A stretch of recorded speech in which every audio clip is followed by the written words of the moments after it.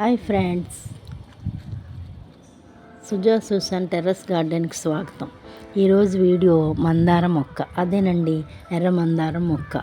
ఈ మొక్క చాలా పొడవుగా పెరుగుతుంది. దీనిని కుండీల్లో కూడా పెంచుకోవచ్చు. ఈ మొక్కకు ఎండ ఎక్కువగా అవసరం, కనీసం 6 గంటలు ఎండ అవసరం అవుతుంది. మట్టి తేమగా ఉండేలాగా చూసుకోవాలి. ఈ మొక్కకి వారానికి ఒకసారి బియ్యం కడిగిన నీళ్ళలో బెల్లం కలిపిస్తూ ఉండాలి. కూరగాయల తొక్కలు, అరటిపళ్ళు తొక్కలు నీళ్ళలో నానబెట్టి ఇస్తూ ఉండాలి.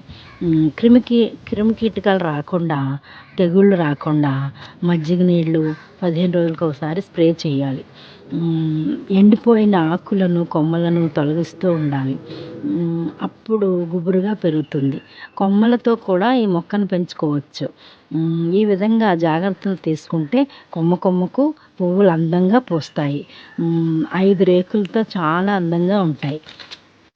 ఈ మందార మొక్కలు చాలా రకాలు ఉన్నాయి, కానీ ఈ ఎర్ర మందారం, రేఖ మందారం అని కూడా పిలుస్తారు. దీనిలో ఔషధ గుణాలు ఉన్నాయి. ఇది ఒక ఔషధ గుణం కలిగిన మొక్క.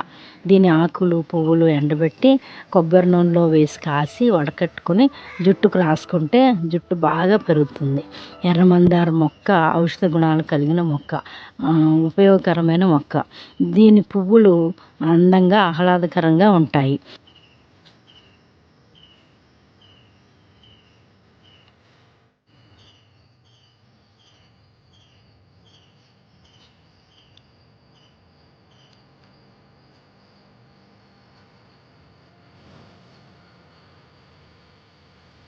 అందరూ ఆనందంగా మొక్కలు పెంచండి.